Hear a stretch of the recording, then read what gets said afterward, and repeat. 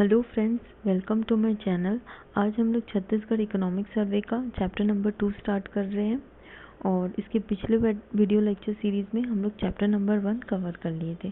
तो चलिए chapter number 2 start करते हैं। और मीन्स पॉइंट ऑफ व्यू से ये चैप्टर बहुत इंपॉर्टेंट है क्योंकि एज इट इज़ हमारे सिलेबस में मीन्स के ये टॉपिक दिया हुआ है। तो चलिए स्टार्ट करते हैं। टाइटल क्या है इस चैप्टर का? जनसांख्यिकी मतलब डेमोग्राफिक डेटा। तो डेमोग्राफिक डेटा क्या होता है? किसी स्टेट की जनसंख्या से जुड़े आंकड़े होते हैं। मतलब उसमें जनसंख्या कितनी है उस स्टेट की, उसका वितरण कैसा है, लिंगानुपात, साक्षरता दर, रोजगार, स्वास्थ्य, ये सब डेटा इसमें शामिल होते हैं। और सरकार और योजनाकारों के लिए ये आंकड़े बहुत महत्वपूर्ण होते हैं क्योंकि इनके आधार पर ही नीति मतलब पॉलिसी फॉर्मुलेशन होता है। तो डेमोग्राफिक डेटा के इम्पोर्टेंस पॉइंट वाइज दिया हुआ है। पॉइंट नंबर 1 में क्या क्या दिया हुआ है? नीति निर्माण में सहायक। मतलब सरकार स्वास्थ्य, शिक्षा, आवास, रोजगार जैसी नीतियों बनाने के लिए जनसांख्यिकी आंकड़ों का उपयोग करती है। उदाहरण के लिए अगर कोई गांव में महिला की संख्या कम है तो सरकार बेटी बचाओ बेटी पढ़ाओ जैसी योजना चला सकती है। फिर नेक्स्ट इम्पोर्टेंस क्या है इसका? आर्थिक विकास और योजना। मतलब श्रम शक्ति, बेरोजगारी दर और उत्पादन क्षमता से जुड़े आंकड़ों का उपयोग आर्थिक नीति बनाने में होता है। एग्जाम्पल के तौर पर हम लोग देख सकते हैं कि अगर किसी एरिया में बेरोजगारी ज़्यादा है तो वहाँ पे प्रधानमंत्री रोजगार योजना लागू किया जा सकता है। तो ये आर्थिक विकास और योजना बनाने में भी ये डेटा इम्पोर्टेंट होता है। थर्ड इम्पोर्टेंस क्या दिया हुआ है? स्वास्थ्य और जन कल्याण। मतलब जैसे जनसंख्या की वृद्धि दर, मृत्यु दर, बीमारियों के आंकड़े, तो किसी स्वास्थ्य सेवाओं में सुधार किया जा सकता है। मतलब अगर किसी एरिया में मातृत्व मृत्यु दर ज़्यादा है तो उस जिले में सरकार जो है वो सुरक्षित मातृत्व योजना लागू कर सकती है। फिर नेक्स्ट इम्पोर्टेंस क्या दिया हुआ है? शिक्षा और साक्षरता। तो साक्षरता दर से ये पता चलता है कि किस एरिया में शिक्षा व्यवस्था को सुधारने की ज़रूरत है। जैसे कि अगर किसी राज्य में महिला साक्षरता दर कम है तो वहाँ पे बालिका शिक्षा के ऊपर ज़्यादा फोकस किया जाएगा। फिर नेक्स्ट इम्पोर्टेंस क्या है? संसाधन प्रबंधन और शहरीकरण।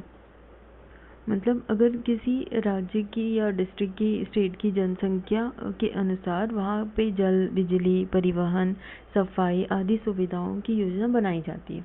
उदाहरण के लिए जैसे रायपुर शहर की जनसंख्या कंटिन्यूस बढ़ रही है तो यहाँ पे सरकार स्मार्ट सिटी योजना लागू कर रही है। फिर नेक्स्ट इम्पोर्टेंस क्या दिया हुआ है? प्रवास और रोजगार के अवसर। मतलब तो माइग्रेशन आंकड़ों से ये पता चलता है कि किस क्षेत्र से नौकरी की तलाश में माइग्रेशन कर रहे हैं, है ना। तो जैसे अगर लोग गांव से शहर में पलायन ज़्यादा हो रहा है तो गवर्नमेंट क्या करेगी कि ग्रामीण रोजगार योजना लागू करेगी और ट्राई करेगी कि माइग्रेशन ना हो ज़्यादा और वहीं पे उनको रोजगार के अवसर उपलब्ध हो जाए। फिर नेक्स्ट पॉइंट क्या दिया हुआ है? पर्यावरण और जलवायु परिवर्तन। तो बढ़ती जनसंख्या का असर ऑब्वियस है पर्यावरण पर पड़ता ही है, इसलिए सतत विकास की नीतियाँ बनाई जाती है। जैसे सिटीज़ में बहुत ज़्यादा प्रदूषण हो रहा है तो वहाँ पे प्रदूषण को रोकने के लिए गवर्नमेंट क्या चला रही है? वृक्षारोपण अभियान चालू करती है। फिर नेक्स्ट क्या है? चुनाव और राजनीतिक रणनीति। मतलब किसी एरिया में जनसंख्या के लिंगानुपात पता होगा, उम्र संरचना आदि के अनुसार चुनाव क्षेत्र तय किए जाते हैं। मतलब राज्य में युवा मतदाता की अगर संख्या ज़्यादा है तो वहाँ का राजनीतिक दल क्या करेगा? उस युवा दल की प्रोग्रेस के लिए नीति बनाएगा। तो इन शॉर्ट जनसांख्यिकी आंकड़े मतलब डेमोग्राफिक डेटा बहुत इम्पोर्टेंट है उस एरिया के सोशो इकोनॉमिक और पॉलिटिकल डेवलपमेंट के लिए, बिकॉज विदाउट डेटा प्लानिंग और पॉलिसी फॉर्मेशन पॉसिबल ही नहीं है। तो सही आंकड़े पर आधारित योजना जो होगी वो सोसाइटी को अधिक समृद्ध और संतुलित बना सकती है। नेक्स्ट क्या दिया हुआ है इसमें? नंबर ऑफ सिटीज़ दिया हुआ है। तो नंबर ऑफ सिटीज़ का कंपैरिजन करके दिया हुआ है 2001 में, मार्च 2011 में और दिसंबर 2024 तक का स्टेटस दिया हुआ है। तो सबसे पहले देखते हैं म्युनिसिपल कॉर्पोरेशन। तो म्युनिसिपल कॉर्पोरेशन मार्च 2001 में कितनी थी? 6 थी। फिर 2011 में कितनी हुई? 10 हुई। और अभी 2024 में कितनी है? 14 है। मतलब 4 के नंबर में बड़ा है, ऐसे भी याद रख सकते। पूरा याद रखने की ज़रूरत नहीं, अभी का इम्पोर्टेंट है कि दिसंबर 2024 तक म्युनिसिपल कॉर्पोरेशन कितनी है छत्तीसगढ़ में? 14 है। फिर उसके बाद नेक्स्ट क्या दिया हुआ है? मार्च 2011 में म्युनिसिपल काउंसिल 20 थी। फिर उसके बाद 2011 में 32 हुई और 2024 में 54 है अभी। फिर इसके बाद नेक्स्ट क्या दिया हुआ है? नंबर ऑफ नगर पंचायत दिया हुआ है। तो मार्च 2001 में नगर पंचायत 49 थे। मार्च 2011 में 126 हुए और दिसंबर 2024 तक नगर पंचायत 124 है। तो ये अभी का तीनों याद रखना है कि म्युनिसिपल कॉर्पोरेशन छत्तीसगढ़ में कितनी है? 14, म्युनिसिपल काउंसिल कितनी है? 54 और नगर पंचायत कितनी? 124 और सबके लास्ट में 4 भी आ रहा है। फिर नेक्स्ट क्या दिया हुआ है? शहरीकरण दिया हुआ है। तो इंडिया और छत्तीसगढ़ का कंपैरेटिव दिया हुआ है। तो छत्तीसगढ़ में शहरीकरण का प्रतिशत कितना है? 27.76% है और इंडिया में कितना है? 35.70। तो ये डेटा इम्पोर्टेंट है। चलिए आगे बढ़ते हैं। नेक्स्ट क्या दिया हुआ है? नेक्स्ट दिया हुआ है शहरीकरण और उसका प्रभाव, ये दिया हुआ है। तो सबसे पहले पॉइंट में क्या लिखा है? शहरीकरण। तो शहरीकरण बेसिकली क्या होता है कि जब लोग गांव से शहर में रोजगार, शिक्षा या स्वास्थ्य सुविधा या बेहतर जीवन स्तर की तलाश में जाते हैं, तो उसी को हम लोग शहरीकरण बोलते हैं। तो छत्तीसगढ़ में क्या हो रहा है? जैसे रायपुर, बिलासपुर, दुर्ग है ना, तो ये ज़्यादा डेवलप्ड शहर है। तो यहाँ तेज़ी से जनसंख्या बढ़ रही है क्योंकि यहाँ पे रोजगार के अवसर भी अधिक है और यहाँ पे आधुनिक सुविधाएं भी हैं। फिर नेक्स्ट क्या दिया हुआ है? आर्थिक विकास। तो शहर अधिक नौकरियां, उद्योग और व्यवसाय के अवसर प्रदान करने में सक्षम होता है, जिससे आर्थिक विकास होता है।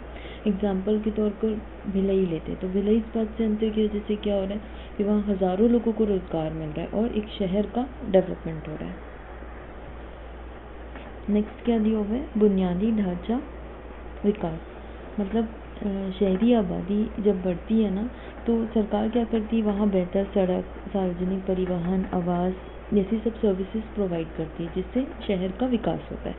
एग्जाम्पल के तौर पर जैसे रायपुर है, तो रायपुर में विकास हो रहा है, तो यहाँ पे सरकार क्या कर रही है? ओवरब्रिज बना रही है, मेट्रो प्रोजेक्ट ला रही है, ताकि ट्रैफिक को समस्या को यहाँ पे हल किया जा सके।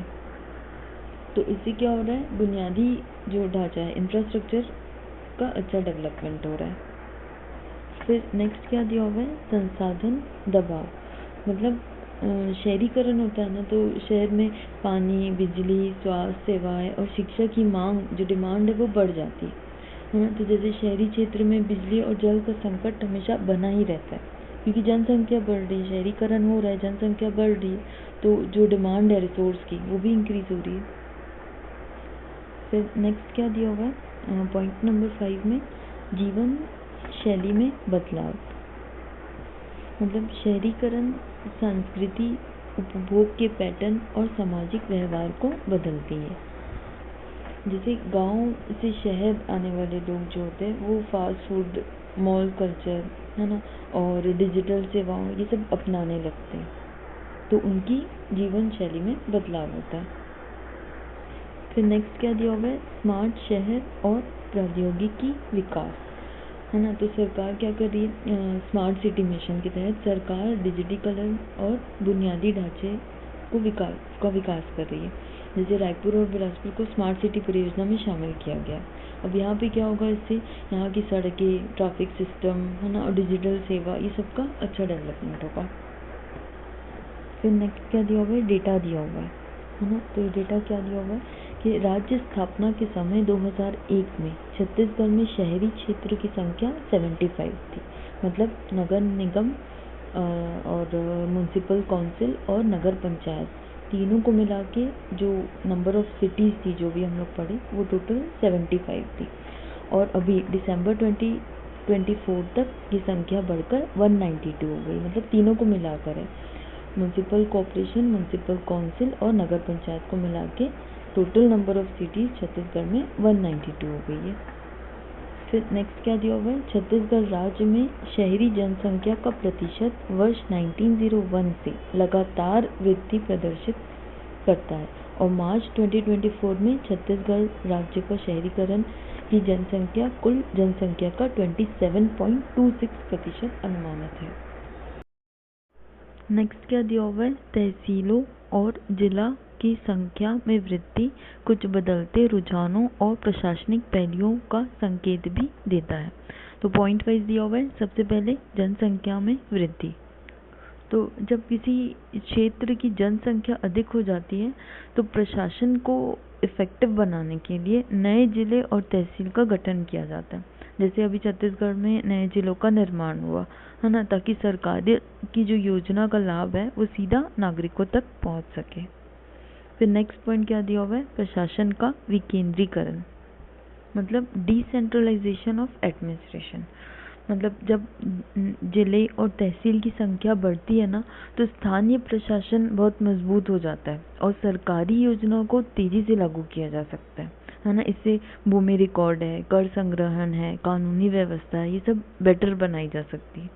जैसे अभी नए जिलों का निर्माण हुआ है ना, तो किसान को भूमि रिकॉर्ड अगर अपडेट करवाना है अपना, तो उसको आसानी होगी क्योंकि अब तहसील जो ऑफिस है वो उसके पास आ गया है। फिर नेक्स्ट पॉइंट क्या दिया होगा, पॉइंट नंबर 3 में आर्थिक विकास और औद्योगिक विस्तार।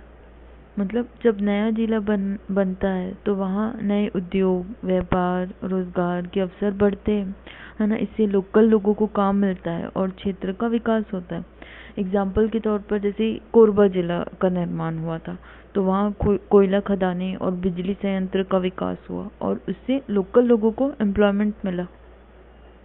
फिर नेक्स्ट पॉइंट क्या दिया हुआ है, बेहतर सार्वजनिक सेवा वितरण, है ना। तो नए जिले और तहसील के निर्माण से वहाँ पे स्वास्थ्य, शिक्षा, परिवहन, कानून व्यवस्था में सुधार होता है ना। और आपदा प्रबंधन और सामाजिक कल्याण योजना का लाभ भी जो है वो ग्रामीण तक जल्दी पहुँचाया जा सकता है। जैसे सुकमा जिले का गठन के बाद वहाँ पे जो स्वास्थ्य सेवा है वो बेहतर हुई है और वहाँ की जो पुलिस एडमिनिस्ट्रेशन है उसको नक्सल प्रभावित एरिया में काम करने में भी आसानी हुई है। नेक्स्ट पॉइंट क्या दिया हुआ है, पॉइंट नंबर 5, क्षेत्रीय स्वायत्तता और जातीय विचार। तो कुछ क्षेत्र जो होते हैं ना वो जाति, सांस्कृतिक या भाषाई रूप से अलग होते हैं, इसलिए वहाँ विशेष प्रशासनिक व्यवस्था की ज़रूरत होती है। जैसे छत्तीसगढ़ में आदिवासी विकास के लिए बस्तर जनजाति विकास प्राधिकरण का गठन किया गया है ना। तो वो प्राधिकरण जो है वो आदिवासी समुदाय की संस्कृति और उसके अधिकारों की रक्षा करेगा। फिर नेक्स्ट पॉइंट क्या दिया हुआ है, नेक्स्ट डेटा दिया हुआ है number of tehsil and district, है ना। तो ये भी सिमिलरली 2001 से कंपेयर करके दिया है। तो 2001 में जो जिलों की संख्या थी वो कितनी थी, जिलों की संख्या 16 थी, ठीक है। फिर उसके बाद 2011 में 18 हुई और अभी प्रेजेंट में दिसंबर 2024 में 33 हो गई है। सिमिलरली तहसील जो थी 2001 में कितनी थी, 97, 2011 में बढ़कर 149 हो गई और प्रेजेंट में कितनी है, 251। तो ये इम्पोर्टेंट है, मतलब प्रेजेंट में तहसील 251 है और जिला तो 33 है। फिर नेक्स्ट क्या दिया हुआ है, नेक्स्ट पेज में पॉपुलेशन डेंसिटी दी हुई है, मतलब जनसंख्या घनत्व के प्रकार दिए हुए। तो पहले थ्योरी पार्ट देख लेते क्या लिखा है। सबसे पहले उच्च जनसंख्या घनत्व, मतलब उच्च जनसंख्या घनत्व इन अ सेंस एरिया वाइज छोटे एरिया में ज़्यादा लोग रहेंगे तो वहाँ की जो पॉपुलेशन डेंसिटी होगी वो ज़्यादा रहेगी।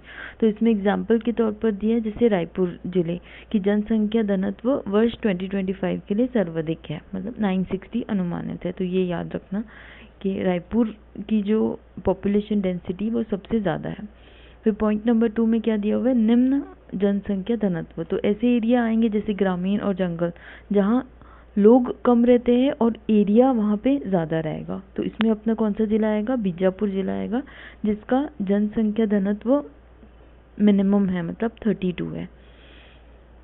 फिर नेक्स्ट पॉपुलेशन डेंसिटी का डेटा कंपैरेटिवली दिया हुआ है। तो 2011 के ईयर से कंपेयर किया है। तो मैक्सिमम मिनिमम फिर से देख लेते एक बार। तो मैक्सिमम रायपुर का है पॉपुलेशन डेंसिटी 2011 में 746 था और 2025 में 960 है। और मिनिमम पॉपुलेशन डेंसिटी बीजापुर में है, 2011 में 30 था और 2025 में 32 है। फिर ओवरऑल अगर छत्तीसगढ़ का पॉपुलेशन डेंसिटी बोलेगा तो 2011 में 189 था और अभी कितना है, 228 है ना। और फिर डिस्ट्रिक्ट वाइज भी यहाँ एनालिसिस दिया है। तो लास्ट की 3 और फर्स्ट की 3 देख सकते हैं। तो सबसे ज़्यादा रायपुर की डेंसिटी है 960 है और उसके बाद 848 दुर्ग की है और 602 बिलासपुर की है। और सबसे कम बोलेगा तो बीजापुर की है, देन उसके बाद नारायणपुर की है एंड देन उसके बाद सुकमा की 49 है। फिर नेक्स्ट देखते क्या दिया हुआ है। नेक्स्ट पेज में जो है वो पॉपुलेशन डेंसिटी से ही रिलेटेड है। तो यहाँ पर पॉपुलेशन जो डेंसिटी है ना, जनसंख्या घनत्व के प्रभावों को समझाया गया है। तो पॉइंट वाइज देखते हैं क्या दिया हुआ है। तो पॉइंट नंबर 1 में क्या दिया हुआ है, जनसंख्या का दबाव। तो सपोज जनसंख्या घनत्व अगर ज़्यादा होगा तो उस एरिया में मतलब लोग ज़्यादा रह रहे होंगे, और लोग ज़्यादा रह रहे होंगे तो संसाधन जैसे कि भोजन, पानी, चिकित्सा सुविधा, आवास आदि पर ज़्यादा दबाव पड़ेगा। जैसे दिल्ली और बॉम्बे में घनी आबादी वाले शहर है तो यहाँ पानी और घरों की कमी देखी जाती है ना, क्योंकि वहाँ पे रहने वाले लोगों की संख्या बहुत ज़्यादा है। फिर पॉइंट नंबर 2 में क्या दिया हुआ है, विकास और योजना। तो उच्च जनसंख्या घनत्व वाले क्षेत्र में अक्सर बेहतर बुनियादी ढांचा, सार्वजनिक सेवा और आवास की मांग होती है। जैसे किसी शहर में यदि बहुत अधिक लोग रह रहे हैं तो वहाँ पे सरकार को अधिक से अधिक स्कूल बनानी पड़ेगी, अस्पताल, परिवहन सुविधा विकसित करना पड़ेगा। फिर नेक्स्ट पॉइंट क्या दिया हुआ है, पॉइंट नंबर 3 में विकास की असमानता। यदि एक क्षेत्र का जनसंख्या घनत्व बहुत कम है तो वहाँ विकास की गति धीमी हो सकती है और बुनियादी सुविधाओं की उपलब्धता कम हो सकती है। जैसे छत्तीसगढ़ के जंगल में बसे गांव में आबादी कम है तो वहाँ पे यही कारण है कि वहाँ अस्पताल और पक्की सड़कें कम मिलती है, और जबकि शहरों में ये सुविधाएं ज़्यादा है। फिर पॉइंट नंबर 4 में क्या दिया हुआ है, प्राकृतिक संसाधनों पर प्रभाव। तो ज़्यादा जनसंख्या घनत्व वाले क्षेत्र में प्राकृतिक संसाधनों का उपयोग तेजी से होता है। मतलब जैसे यदि किसी क्षेत्र में बहुत ज़्यादा लोग रह रहे हैं तो वहाँ अधिक पानी की मात्रा यूज़ होगी, लकड़ी और अन्य प्राकृतिक संसाधनों की खपत भी अधिक होगी, तो इससे एनवायरनमेंट के ऊपर नेगेटिव इम्पैक्ट पड़ सकता है। फिर नेक्स्ट क्या दिया हुआ है, जनसंख्या घनत्व जो है वो नीति निर्धारण में इम्पोर्टेंट रोल प्ले करता है ना। जैसे कि अभी सरकार क्या कर रही है कि गांव के विकास के लिए सरकार नरेगा योजना चला रही है और शहर के लिए मेट्रो और स्मार्ट सिटी प्रोजेक्ट लागू कर रही है। तो अकॉर्डिंग टू डेंसिटी सरकार अपनी नीति निर्धारण करती है। फिर नेक्स्ट क्या दिया हुआ है, जनसंख्या घनत्व नीति निर्धारण में मदद करता है। तो ओवरऑल भी जैसे हम लोग स्टार्टिंग में पढ़े थे कि डेमोग्राफिक डेटा पॉलिसी फॉर्मुलेशन में हेल्पफुल होता है, सिमिलरली वही पॉइंट है, तो इसका आप सब हेडिंग भी पढ़ लेंगे तो हो जाएगा। पॉइंट नंबर 1 में क्या दिया है, संसाधनों का उचित वितरण। सेकंड, शहरीकरण और बुनियादी ढांचों का विकास। पॉइंट नंबर 3 में क्या दिया हुआ है, स्वास्थ्य सेवा का वितरण। पॉइंट नंबर 4 में आवास नीति और भूमि उपयोग। पॉइंट नंबर 5 में शिक्षा और रोजगार योजना। पॉइंट नंबर 6 में पर्यावरण प्रभाव और प्रबंधन। फिर नेक्स्ट क्या दिया हुआ है पॉइंट नंबर 7 में कृषि नीति और ग्रामीण विकास। पॉइंट नंबर 8 में सामाजिक सुरक्षा और जीवन स्तर। फिर नेक्स्ट इम्पोर्टेंट क्या दिया हुआ है जनसंख्या भिन्नता के बारे में दिया हुआ है। तो जनसंख्या भिन्नता से तात्पर्य किसी समुदाय, देश या क्षेत्र में रहने वाले लोगों की संख्या, संरचना, वितरण और वृद्धि में अंतर से है। तो जनसंख्या भिन्नता को दर्शाने वाले प्रमुख पहलू हैं। सबसे पहले अलग अलग देश, राज्य और जिलों में जनसंख्या घनत्व का वितरण में अंतर है। जैसे भारत में उत्तर प्रदेश सबसे अधिक जनसंख्या वाला स्टेट है और सिक्किम सबसे कम जनसंख्या वाला स्टेट है। फिर नेक्स्ट पॉइंट क्या दिया हुआ है युवा, वयस्क और वृद्ध जनसंख्या के अनुपात में अंतर। मतलब कुछ क्षेत्र में युवा जनसंख्या अधिक होती है तो कुछ क्षेत्र में वृद्ध लोगों की संख्या अधिक होती है। जैसे इंडिया में केरला में वृद्ध लोगों की संख्या अधिक है। ऐसा क्यों? क्योंकि वहाँ पे जो हेल्थ फैसिलिटी वो बहुत अच्छी है और जीवन प्रत्याशा अधिक है इसी के कारण। और वहीं अगर बिहार और यूपी स्टेट्स की बात करें तो वहाँ युवा आबादी अधिक है क्योंकि वहाँ बर्थ रेट, जन्म दर अधिक है। फिर पॉइंट नंबर 3 में क्या बोल रहे हैं किसी क्षेत्र में पुरुष और महिला की संख्या का अनुपात, है ना। मतलब किसी क्षेत्र में पुरुष और महिला का जो अंतर है वो अलग अलग होता है। जैसे केरला में महिला की संख्या पुरुषों से अधिक है। वहीं अगर हम लोग बात करें हरियाणा और पंजाब में तो वहाँ लड़कियों की संख्या लड़कों के कंपेयर में कम है क्योंकि वहाँ पे लड़कियों की जन्म दर कम है और लिंग चयन जैसी समस्या भी अधिक है वहाँ पे।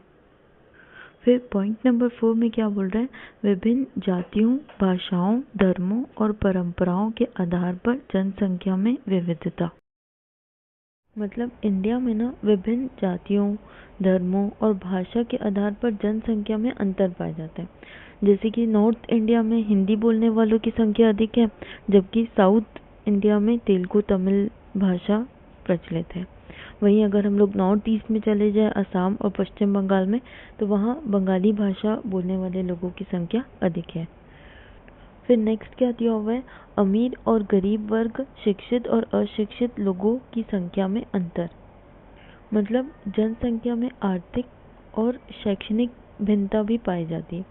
जैसे कि शहर में शिक्षित और आर्थिक रूप से संपन्न लोग मिलेंगे। वहीं अगर हम लोग गांव मतलब ग्रामीण एरिया में जाए तो वहाँ गरीबी और अशिक्षा अधिक हो सकती है ना। जैसे दिल्ली और बॉम्बे में तो वहाँ पे शहरों में अमीर लोगों की संख्या अधिक है। वहीं अगर हम लोग झारखंड और उड़ीसा स्टेट की बात करें तो वहाँ गरीबी दर अधिक है। फिर नेक्स्ट पॉइंट क्या दिया होगा विभिन्न देशों या क्षेत्रों में जन्म और मृत्यु दर में अंतर के कारण जनसंख्या वृद्धि की दर भिन्न होती है। इसका मतलब ये है ना कि हर क्षेत्र में जन्म दर और मृत्यु दर अलग अलग होती है जिससे जनसंख्या वृद्धि दर भी प्रभावित होती है। एग्जाम्पल के तौर पर अफ्रीका के कुछ देशों में जन्म दर बहुत अधिक है इसलिए वहाँ की पॉपुलेशन तेजी से बढ़ रही है। वहीं अगर हम लोग जापान और जर्मनी की बात करें तो वहाँ क्या हो रहा है मृत्यु दर अधिक है और जन्म दर कम है तो उसकी वजह से वहाँ की जो जनसंख्या है वो घट रही है।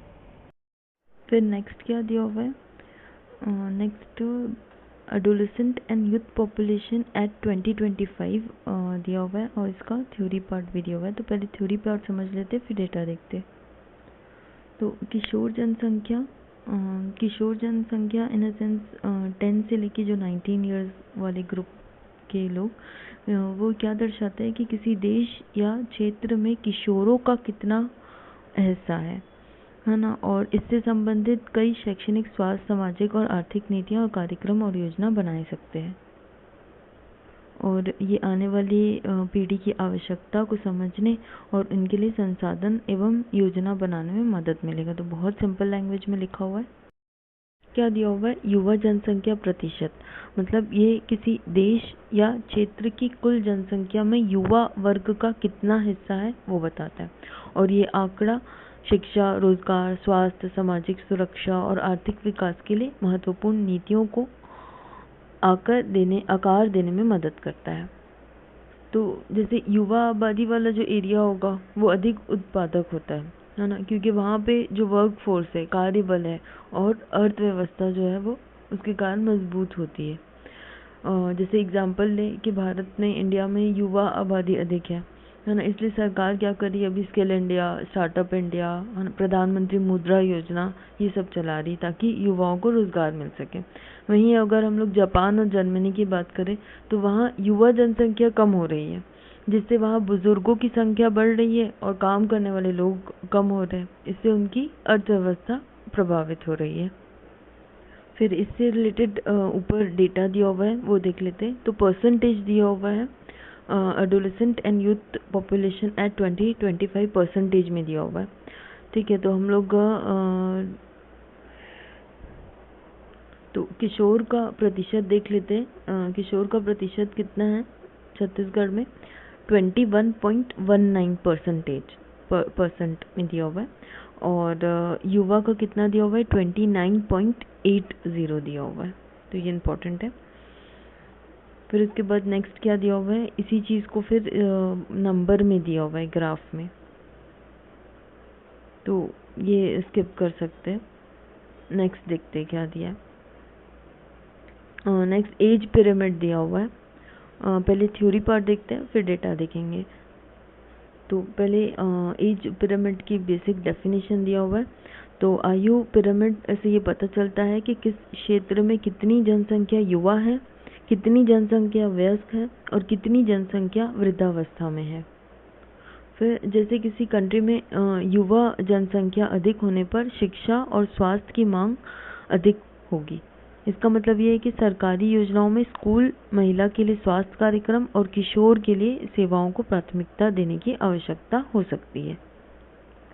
फिर अगर आयु पिरामिड में अगर कामकाजी आयु मतलब 15 से 64 इयर्स के लोग अगर ज़्यादा होंगे तो इससे क्या होगा कि उस एरिया में रोजगार के अवसर बढ़ाने होंगे, अर्थव्यवस्था आर्थिक विकास को प्रोत्साहन करने के लिए नीतियां बनानी होगी।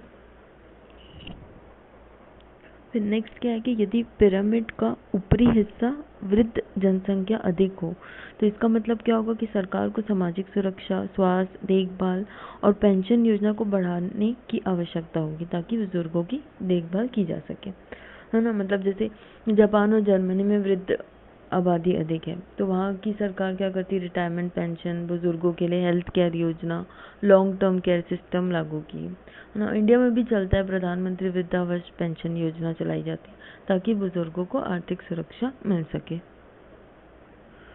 फिर आगे बढ़ते हैं। नेक्स्ट क्या दिया हुआ है, लाइफ एक्सपेक्टेंसी दिया हुआ है, मतलब जीवन प्रत्याशा दिया हुआ है।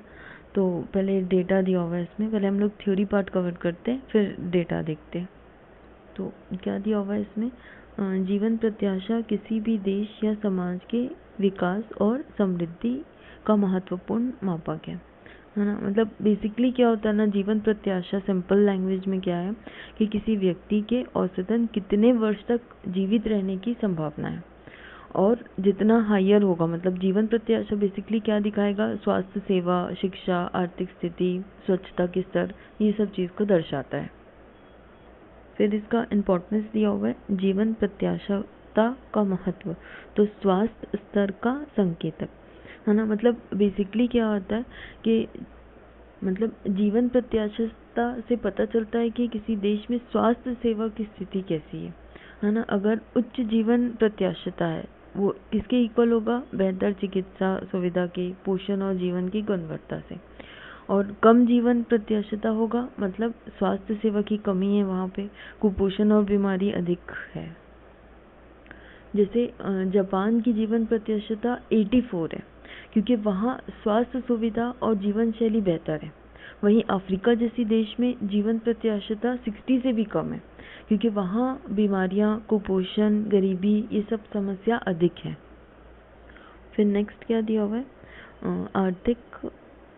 आर्थिक विकास का मापक। तो अधिक जीवन प्रत्याशिता वाले देश में आमतौर पर उच्च जीवन स्तर और बेहतर आर्थिक अवसर होते हैं, है ना। विकसित देशों में जीवन प्रत्याशिता अधिक होता है क्योंकि वहाँ स्वास्थ्य सेवाएं, पोषण और जीवन की गुणवत्ता बेहतर होती है। और कम विकसित देशों में गरीबी और अस्वच्छता के कारण जीवन प्रत्याशिता कम होती है। फिर नेक्स्ट पॉइंट क्या दिया हुआ है, जनसंख्या वृद्धि और संरचना पर प्रभाव। मतलब जीवन प्रत्याशिता बढ़ने से बुजुर्गों की संख्या बढ़ती है, तो इसके लिए सरकार को पेंशन योजना, स्वास्थ्य सेवा और देखभाल प्रणाली की आवश्यकता बढ़ती है। वहीं अगर कम जीवन प्रत्याशिता वाला देश है, मतलब यहाँ युवा आबादी अगर ज़्यादा है, तो शिक्षा और रोजगार की अधिक आवश्यकता होती है। फिर नेक्स्ट क्या दिया हुआ है, लास्ट पॉइंट, सरकारी नीतियों और योजनाओं पर प्रभाव। तो जीवन प्रत्याशिता को ध्यान में रखते हुए सरकार स्वास्थ्य, सामाजिक सुरक्षा और वृद्धावस्था देखभाल से संबंधित योजना बनाती है। जैसे इंडिया में आयुष्मान भारत योजना के तहत गरीबों को मुफ्त स्वास्थ्य सेवा दिया जा रहा है ना। और अपने जो स्वच्छ भारत मिशन का मुख्य उद्देश्य जीवन प्रत्याशिता को ही बढ़ाने के लिए स्वच्छता और स्वास्थ्य सुविधा में सुधार करना है। फिर नेक्स्ट इससे रिलेटेड डेटा दिया हुआ है। तो जीवन प्रत्याशिता कंपैरेटिव दिया हुआ है इंडिया और छत्तीसगढ़ का। तो इंडिया की बात करें, मेल में जीवन मतलब पुरुष का जीवन प्रत्याशिता कितना है, 69.4 है, ये इंडिया का है। और छत्तीसगढ़ का कितना है, 67.1। वहीं महिला का दिया हुआ है, महिला में कंपैरेटिव इसमें भी है। तो इंडिया का महिला प्रत्याशिता कितना है, 72.7 और छत्तीसगढ़ का कितना है, 70.8। तो ये दोनों इम्पोर्टेंट है। फिर नेक्स्ट क्या दिया हुआ है इसमें, ये थ्योरी पार्ट हम लोग कवर कर लिए इसका। नेक्स्ट टॉपिक हमारी है मीडियन एज दिया हुआ है। तो पहले थ्योरी देखते हैं, फिर डेटा देखेंगे। फिर नेक्स्ट क्या है, मीडियन एज दिया हुआ है। मीडियन एज का बेसिक डेफिनेशन है, तो मध्य आयु वह आयु होती है जो किसी देश या क्षेत्र की जनसंख्या को दो समान भागों में विभाजित करती है। अर्थात आधी जनसंख्या इस आयु से कम होती है और आधी जनसंख्या इस आयु से अधिक होती है। फिर नेक्स्ट इसका महत्व दिया हुआ है। तो पहला पॉइंट में क्या बोल रहा है कि यदि मध्य आयु कम है तो जनसंख्या युवा है और जन्म दर अधिक हो सकती है। तो जैसे इंडिया में मध्य आयु अप्रोक्स 30 इयर्स है ना। तो भारत में युवा जनसंख्या अधिक है और इसलिए सरकार को क्या करना पड़ता है, रोजगार, शिक्षा, स्किल डेवलपमेंट पे ध्यान देना पड़ता है। वहीं अगर हम लोग नाइजीरिया की बात करें तो वहाँ मध्य आयु 18 इयर्स है ना। मतलब एक बहुत बड़ा पॉपुलेशन का जो हिस्सा है वो युवा जनसंख्या है। तो वहाँ पर सरकार को शिक्षा और रोजगार देना ही उनके लिए एक सरकार के लिए चुनौती बन जाता है। फिर नेक्स्ट क्या है कि यदि कंट्री में मध्य आयु अधिक है तो समाज में बुजुर्गों की संख्या अधिक होती है, जिससे वृद्धजन देखभाल और पेंशन योजना की मांग बढ़ती है। तो जैसे जापान का एग्जाम्पल लेते हैं तो वहाँ मध्य आयु अप्रॉक्स 48 to 50 है ना। तो जापान में बुजुर्गों की संख्या अधिक है, इसलिए वहाँ की सरकार को पेंशन, स्वास्थ्य सेवा, बुजुर्गों पर अधिक खर्चा करना पड़ता है ना। वहीं अगर हम लोग दूसरा एग्जाम्पल ले इटली का, तो वहाँ 46 है, मतलब यहाँ भी बुजुर्गों की संख्या अधिक है। तो वहाँ पे सरकार को क्या चैलेंज रहता है कि युवा कार्यबल की वहाँ पे कमी का सामना करना पड़ता है।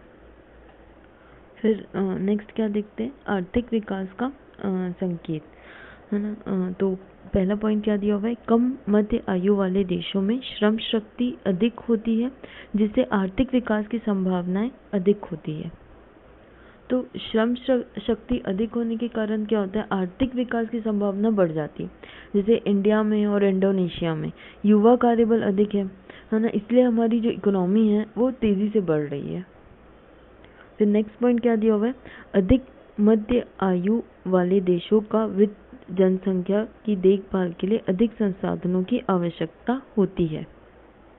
जैसे जापान और जर्मनी में कम जन्म दर है और अधिक वृद्धाजन होते हैं। तो वहाँ पे क्या हो रहा है कि वहाँ पे श्रमिकों की कमी हो रही है, इसलिए वहाँ की सरकार को अदर कंट्री से लेबर बुलाने की आवश्यकता पड़ती है। तो इसका क्रक्स क्या निकल रहा है कि अगर कम मध्य आयु है, मतलब युवा जनसंख्या अधिक है, और युवा जनसंख्या अधिक है तो शिक्षा, रोजगार, आर्थिक विकास की संभावनाएं अधिक होगी। वहीं अगर अधिक मध्य आयु है, मतलब बेरोजगार, मतलब बुजुर्गों की जनसंख्या अधिक होगी, तो पेंशन, स्वास्थ्य सेवा और सामाजिक सुरक्षा की जरूरत पड़ेगी। फिर नेक्स्ट पॉइंट क्या दिया हुआ है, स्वास्थ्य और जीवन प्रत्याशिता से संबंध। पहला पॉइंट क्या है, अधिक मध्य आयु वाले देश में आमतौर पर स्वास्थ्य सुविधाएं बेहतर होती है और जीवन प्रत्याशिता अधिक होती है। तो बहुत सिंपल लिखा हुआ है। फिर सेकंड में क्या दिया हुआ है, कम मध्य आयु वाले देश में स्वास्थ्य सेवाओं में सुधार की आवश्यकता हो सकती है। फिर नेक्स्ट पैराग्राफ में क्या दिया हुआ है, कंपेयर किया है, मतलब इंडिया और छत्तीसगढ़ में कंपैरिजन किया है।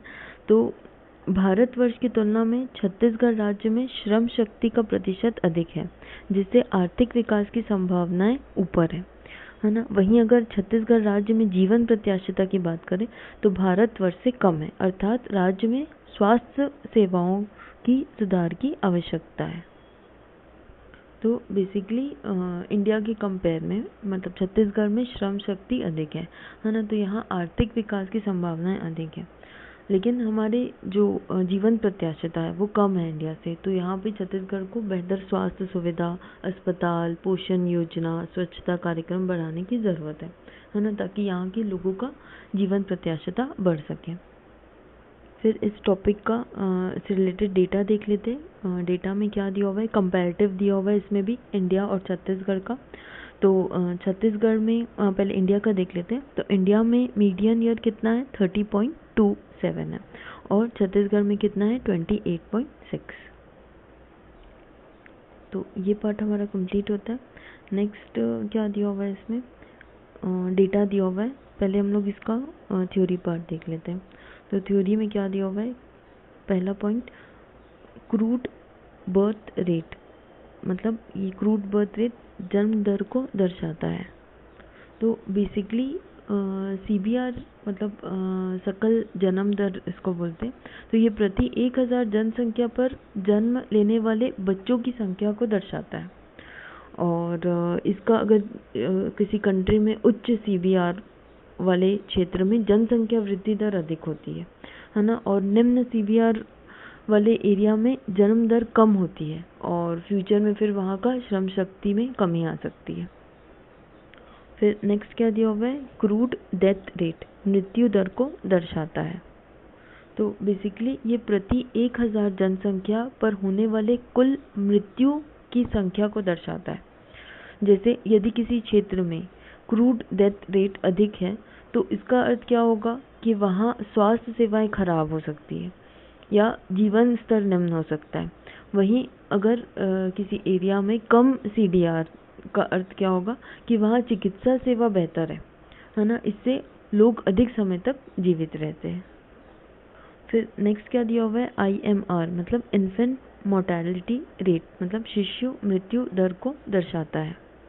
तो IMR प्रति 1000 जीवित जन्म लेने वाले शिशुओं में से 1 वर्ष की आयु तक मरने वाले शिशुओं की संख्या को बताता है बेसिकली।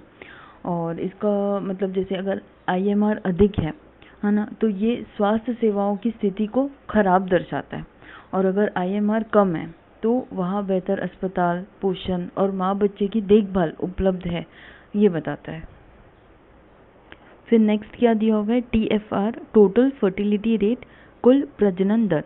तो किसी क्षेत्र की महिलाओं द्वारा जीवन काल में औसतन जन्म दिए गए बच्चों की संख्या को दर्शाता है।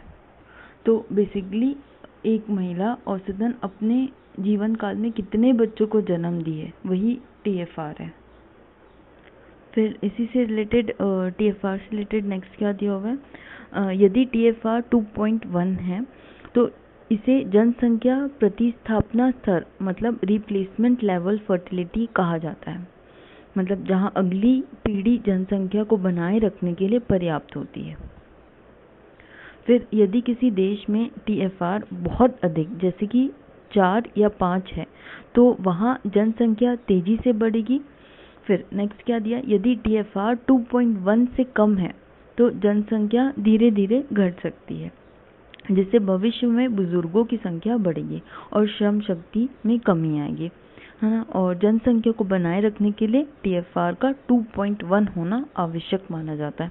तो ये याद रखना, मतलब इससे टर्म्स और इसकी डेफिनेशन और इससे रिलेटेड कंडीशंस, ये तीनों चीज़ अच्छे से याद होनी चाहिए, क्योंकि MCQ में ना यही पूछता है, मतलब दे देगा TFR और इससे रिलेटेड कंडीशंस दे देगा।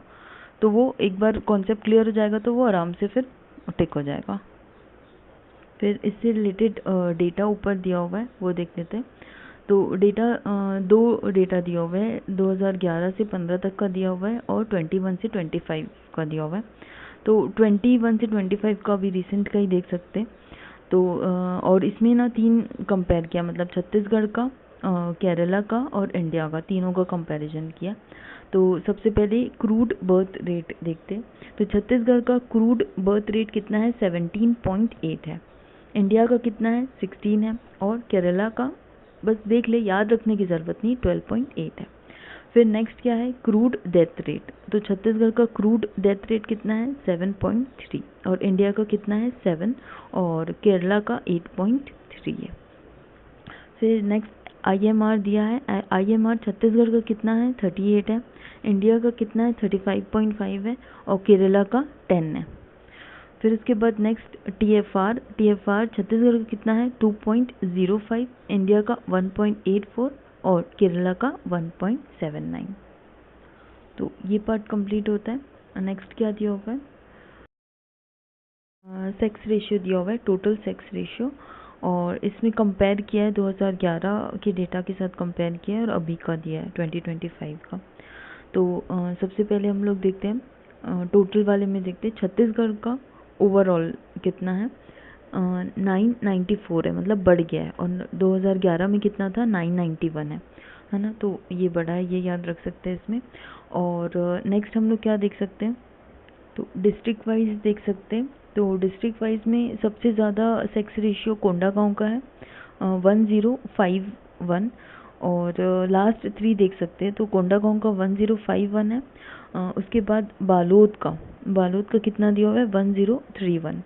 और नेक्स्ट किसका है ज़्यादा, दक्षिण बस्तर दंतेवाड़ा का सबसे ज़्यादा है, 1029। और अगर हम लोग देखें सबसे कम किसका है, जांजगीर चांपा का है, और जांजगीर चांपा का 966 है। एंड उसके बाद मुंगेली का है, एंड उसके बाद बीजापुर का है। तो लास्ट के 3 भी याद रख सकते हैं। फिर नेक्स्ट इसमें अंडर 6 इयर्स सेक्स रेशियो दिया हुआ है। तो ओवरऑल छत्तीसगढ़ का अभी कितना है, 963 है। और टॉप की अगर देखें तो सबसे ज़्यादा किसका है, इसमें दंतेवाड़ा और पहला आ गया, देन उसके बाद कोंडागांव है। तो लास्ट के 2 याद रख सकते हैं, कोंडागांव है और दंतेवाड़ा है। और सबसे कम किसका है, सबसे कम शक्ति का है, 916, और उसके बाद सूरजपुर का है, 919। फिर नेक्स्ट डेटा इसमें क्या दिया हुआ है, नेक्स्ट इसमें लिटरेसी रेट दिया हुआ है। तो पहले टोटल लिटरेसी रेट देखते हैं। तो टोटल लिटरेसी रेट में छत्तीसगढ़ का कंपैरेटिव दिया हुआ है इसमें भी। तो 2011 में 70.28 था और अभी बढ़कर 75.08 हो गया है। फिर district wise highest literacy rate किसकी है, सबसे ज़्यादा लिटरेसी रेट दुर्ग की है, 86.71। फिर उसके बाद रायपुर की 85.92, और उसके बाद बालोद की 82.89। और सबसे कम अगर लिटरेसी रेट की बात करें तो कौन से डिस्ट्रिक्ट की है, तो सबसे कम है सुकमा की, 45% है अराउंड, देन बीजापुर है, देन नारायणपुर है। ये तो टोटल लिटरेसी रेट की बात हो गई। उसके बाद हम लोग देखते हैं मेल लिटरेसी रेट देखते हैं। तो मेल लिटरेसी रेट कितना है, मेल लिटरेसी रेट 2011 की अगर बात करें तो 80.27 था और अभी बढ़कर 82.75 हो गया है। फिर नेक्स्ट इसमें डिस्ट्रिक्ट नहीं भी याद करेंगे तो चलेगा। और फीमेल लिटरेसी रेट में 2011 में कितना था, 2011 में 60.24 था और अभी बढ़कर 67.40 हो गया। देन उसके बाद ये टोटल पॉपुलेशन हिंदू मुस्लिम, ये परसेंटेज इसका निकाल के देख सकते हैं। तो इसी रिलेटेड हम लोग MCQ सॉल्व कर लेंगे नेक्स्ट वीडियो में। और चैप्टर नंबर 2 हमारा आज फिनिश होता है। आपको अगर ये लेक्चर सीरीज़ अच्छी लगी है तो please like, share and subscribe to my channel. Thank you.